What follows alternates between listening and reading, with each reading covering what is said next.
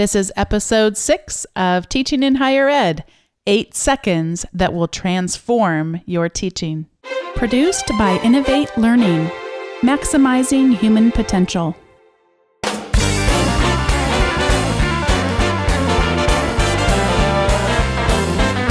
Welcome to this episode of Teaching in Higher Ed. This is the space where we explore the art and science of being more effective at facilitating learning. We also share ways to increase our personal productivity approaches so we can have more peace in our lives and be even more present for our students. This is Bonnie Stachowiak, and I am joined once again with Dave Stachowiak. Hey, Bonnie Stachowiak. Today we are talking about 8 seconds that will transform your teaching. Although, curiously, it'll take us about 25 or 30 minutes to have that discussion. It is curious, but it will help, I think, solidify. One of the things that Dave and I think a lot about when we plan these episodes are trying not to speak too hypothetically or theoretically about teaching, but really have there be in our minds at least one thing that people might be able to put into practice that would help all of us be better educators, teachers. And so this is one of those things that sounds easy on the surface, but it's actually behaviorally hard to do because we as educators have conditioned ourselves to, believe it or not, to actually condition ourselves not to ask questions and then conditioned our students not to ask them. So let's talk a little bit about conditioning for those of you who may not be psychology professors or may not remember your own psychology classes. So with conditioning, what that means is our behavior has been shaped over time. And so for our students, we want, most of us want there to be some kind of engagement. I've never really talked to any professor ever who says, no, what I really would like is for me to talk the entire time and just be stared at with blank faces. That's what I'm really hoping for.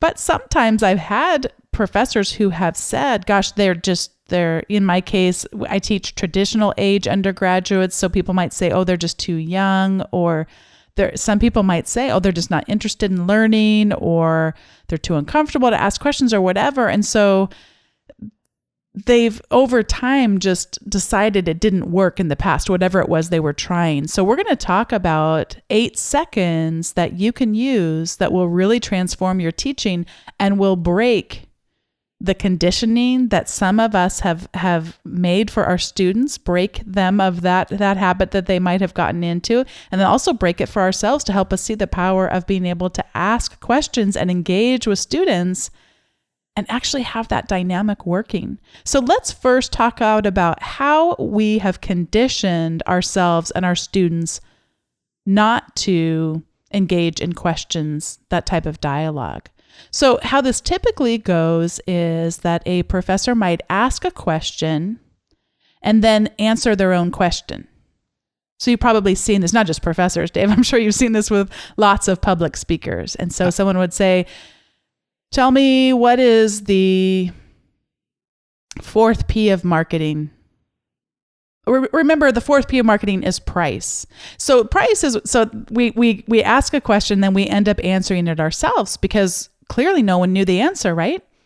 I would go even farther to say this is a human issue, more so even than in a teaching issue, because we do tend to a lot of times ask questions we already think we know the answer to, or position it to what we want to hear as people. Mm-hmm. And we don't, and when other people are talking, we're thinking about what we're going to say next versus really listening for understanding, which takes it takes effort and conscious practice to be able to get better at that, particularly when connecting with students in front of a classroom.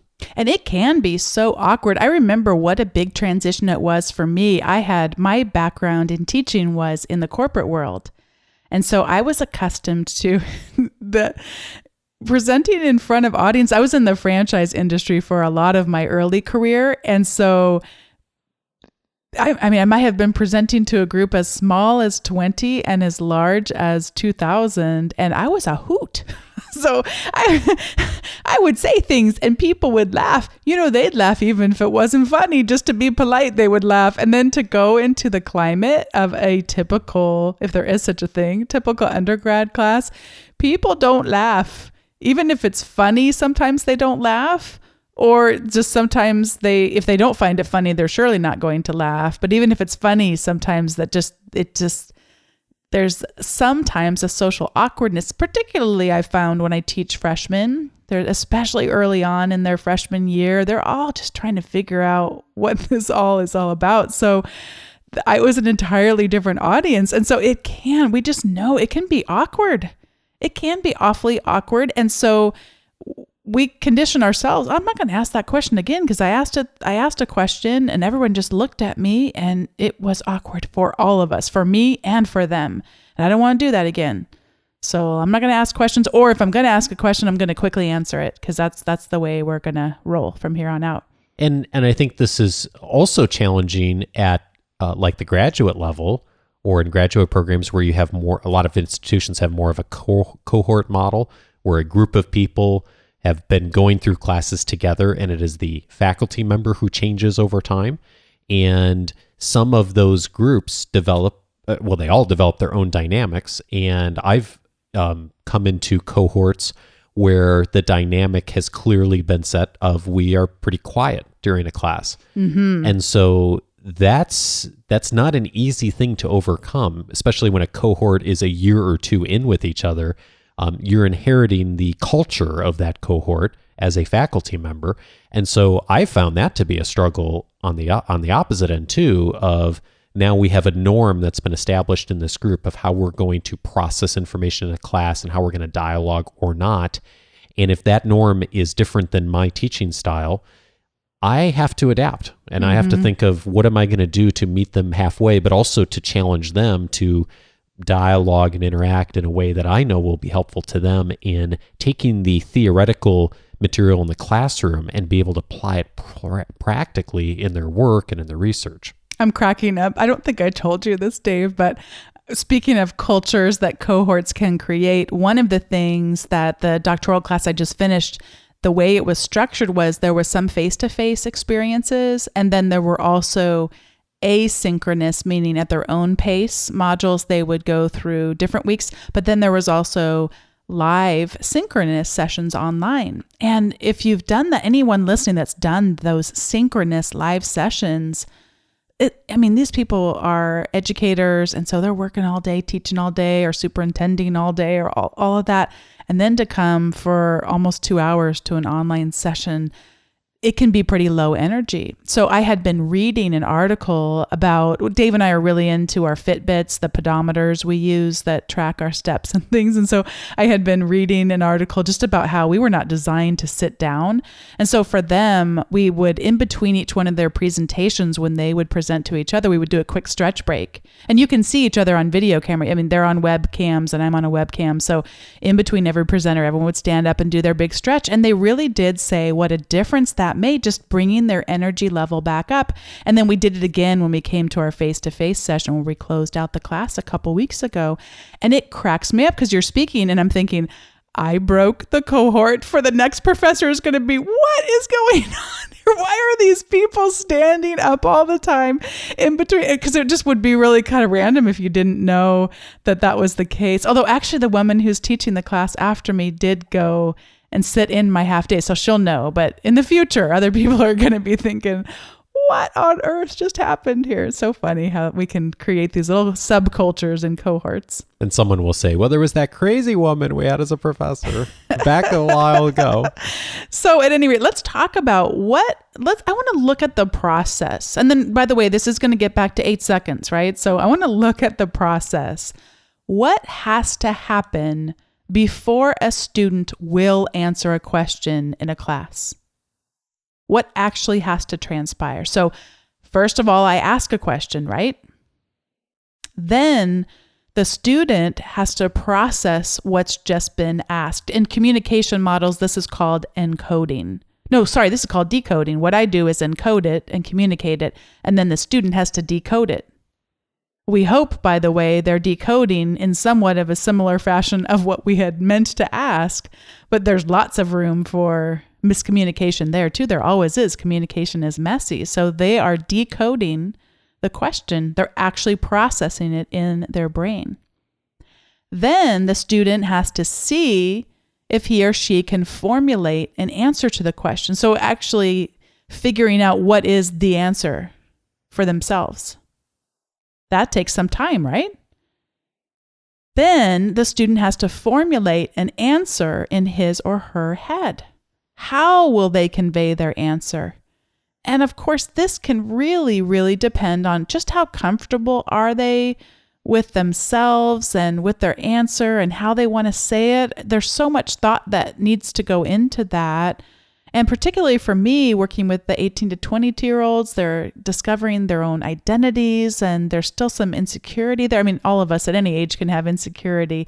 By the way, the same model works, doesn't matter the age of the students, but I'm just trying to give examples of different types of teaching you might be doing. Then the next thing is key. The student has to decide if it's safe to answer. Am I going to look foolish? At any age, we don't want to look foolish. We don't want to get the wrong answer. We don't want to embarrass ourselves. And then, depending on what the cultural rules are in the classroom, they either have to raise their hand or just actually speak out their answer. So all of that takes more than instantaneous. Yes. There's some good grammar. It takes more than instantaneous. But I think that's the thing, is that a lot of instructors, faculty and otherwise, aren't comfortable with silence. And so this is all happening and takes a couple of seconds. And that's where we end up answering our own question, because we hear silence and we go, guess no one knows. I'm not really comfortable with silence because I don't know what to do with that. So I'm going to answer my own question and move on in my lecture. And since I asked the question, I didn't have to decode it because I'm the one who encoded it in the first place before I even asked it. So I skip that step as the person who asked it. I don't have to formulate an answer. I already know what either the answer or an answer would be to the question. I know what my viewpoint would be if it's an opinion question, so I got that part covered. I don't have to formulate an answer because I already know, again, what my answer would be. And then I already know that I'm safe because I'm the one presenting. I have the power and the control in the room. I don't have to go through that process in my head. So it seems agonizingly long to me as the one asking the question. So I'll just answer it and go right on. And so we don't give people the space to be able to go through that process a lot of the time and be able to respond in such a way that, perhaps adds a lot of value to the conversation, but we would skip over. And there's been really interesting research done on the male-female dynamic, especially in primary classrooms, of how much time teachers give to for people to respond to questions. And I know a lot of the research has shown that boys will tend to jump in faster than girls, but girls will process things longer and sometimes give richer answers. So it's really, I'm way oversimplifying a lot of the research, but that's what some of the things have shown. I don't know if that's then true there's for the extrovert-introvert dynamic that comes up too, where the introvert a lot of times is going to have something really great to say, but is especially going to need to process it longer internally before offering an answer, if they were even inclined to offer an answer. And think longer about, is it safe to answer too? So those kinds of things all become dynamics that are challenging as well. So introducing the 8-second rule. The 8-second rule says we ask a question and then we start counting 8 seconds in our heads. And I'm actually going to do 8 seconds of silence on this recording so we can see just how long 8 seconds is. But let me go over to my clock app so I can actually do this. Are you going to pose a question as well for us to respond to? Sure. Except, why don't you ask me if I'm going to pose a question and then I'll wait 8 seconds to answer that. So you're going to say, are you going to ask a question? Ah. It's a play within a play. It's like Shakespearean. Wow. I wasn't prepared to ask a question. So just ask me if I'm going to ask a question. Are you going to ask a question?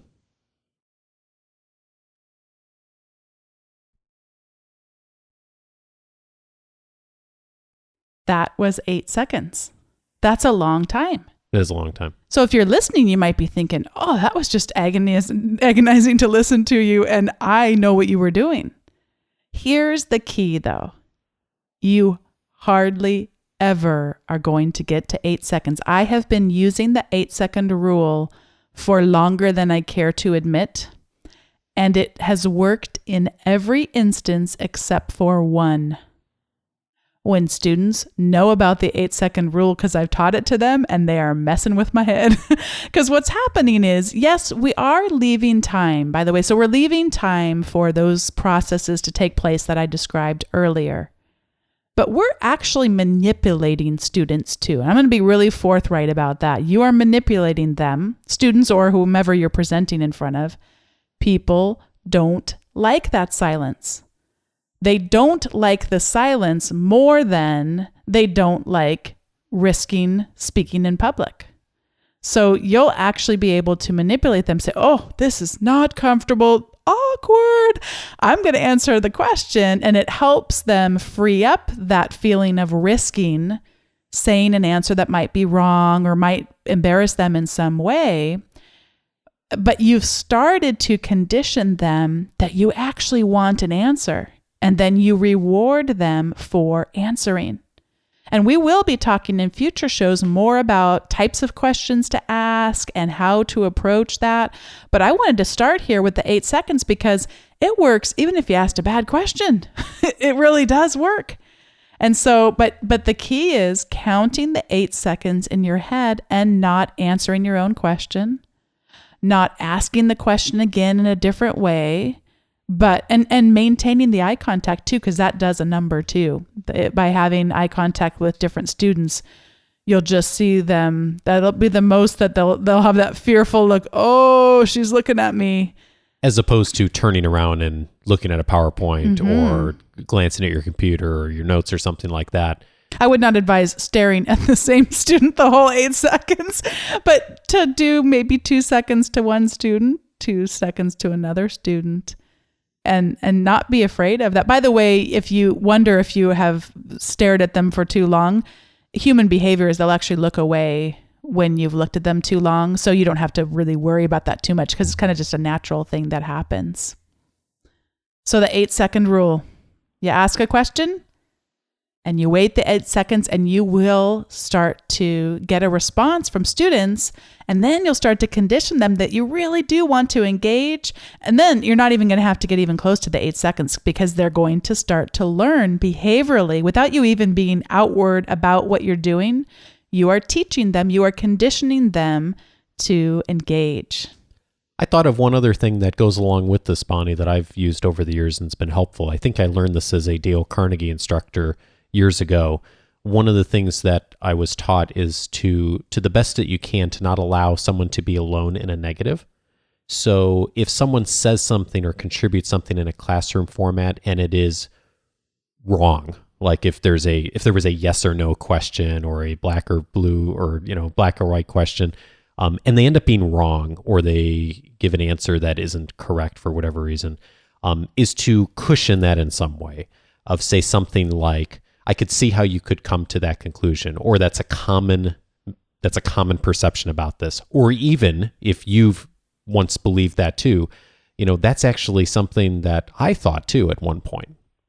So that way even if someone gives some sort of contribution that isn't accurate or is false for whatever reason, you give them a space where they're comfortable saying, yeah, I wasn't correct in my answer, but I also know that that's okay that I gave an incorrect answer. Mm-hmm. Now, obviously, you want to be engaging the kind of dialogue that, there could be lots of different opinions too, but on things that there are factual right or wrongs about, I found that that's really helpful to, even if someone does give a wrong answer, that they're comfortable again contributing in the future of giving an answer again, because they haven't been shot down just because they gave an answer that wasn't right. And when you do that, you're not just helping that one student engage in the future, but you're teaching the entire class that you're going to be a trustworthy person for taking those risks.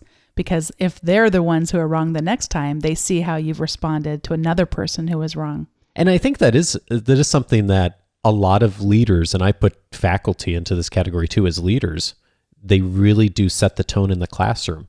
You jump on one student for a wrong answer or something that maybe didn't sound as intelligent as they wanted it to sound, and all of a sudden you've taught the other 20 people who were watching that interaction, don't risk. Don't risk saying something that may not be perfectly thought through or may not be perfectly accurate. And then you'll end up killing dialogue in that class as long as it goes on, and we'll never know why. But that will be the kinds of things people see and remember. We would love to hear from you if you have tried the 8-second rule or something like it, or if you test it out after listening, how it goes. The show notes are at teachinginhighered.com/6. This is the time in the show when we share our ed tech finds. And I've actually been thinking about perhaps broadening this part of the show.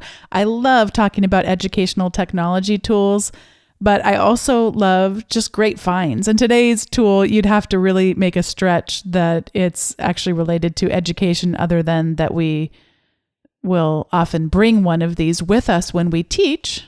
It's kind of got a technology component to it as well. Yes. So Dave was so kind, and instead of bringing me flowers, which I do like when he brings me flowers, but even better than flowers for me are some of the other gifts that he gets. So he got me a gift to celebrate the launch of this podcast. He's been nudging me for some time to launch it. It's an amazing gift that so many people out there are clamoring for, yes, thinking about at every Valentine's just Day wishing anniversary. they had one. Wishing. It's a water bottle.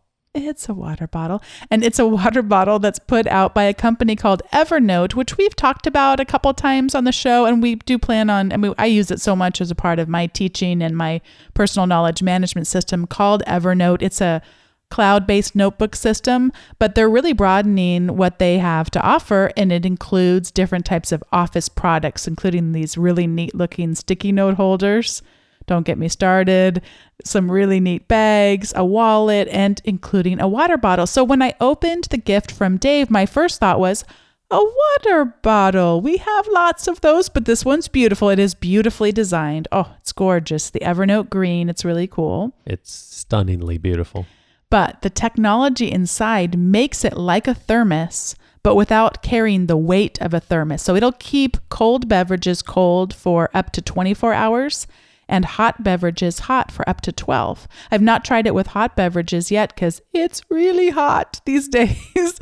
But with cold beverages, I've tried it out, and it is unbelievable how long it keeps them cold. I'll put a couple things of ice in there, a little bit of ice and water, and it's the whole entire day, just freezing cold, just like the moment I put it in there. It's amazing. In fact, it's probably even colder because the ice gets it really, really nice and cold. And it sounds so simple, but the other water bottles I have don't do anywhere near that good of a job of keeping beverages cool. But then it's so light too. It's amazing. It is on the pricier end. So I'll put a link to the Evernote water bottle in the show notes, but you probably only want to click that link if you really like cold water and you really like, it's going to be worth it to you because it's on the pricier end of water bottles. But it's the kind of gift you want to give someone. It's the gift that at first seems kind of unassuming, but then as they get to know it better, like, wow, this is an amazing gift. Yes. I'll be thinking of you every time I drink from it in the fall when we go back to teaching. Hey, if you're going to get your best friend a water bottle, you're going to get her the best one out there. Nothing but the best. So Dave, your ed tech find is also not kind of quite an ed tech find, but an unfind. Yeah, I think I'm reading this book right now called Essentialism, and the author really challenges people to think about not only what it is you need in your life and work, but also what are things that you don't need. And at the same time, I've been thinking and a lot about just how I use technology and how I'm present, especially around our kids, and even other people too, but especially with our kids and what kind of message I send. And while I'm very good overall of not being one of those parents that's on the phone all the time with the kids, there are definitely times where there's downtime, especially with our toddler, or he's doing something. And I will, because we're busy, I'll say, oh, I've got 5 minutes here where I can check out email and see what's going on and see what's happening. And I'll pull out the phone out of my pocket and I'll look at email. And then those 3 or 4 minutes are gone and I'm back with Luke or doing whatever.